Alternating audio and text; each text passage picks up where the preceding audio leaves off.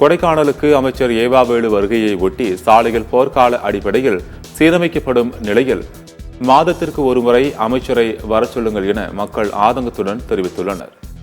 திண்டுக்கல் மாவட்டம் கொடைக்கானலுக்கு ஏராளமான சுற்றுலா பயணிகள் வந்து செல்லும் நிலையில் சேதமடைந்துள்ள சாலையால் அடிக்கடி விபத்துக்கள் நடந்து வருகின்றன.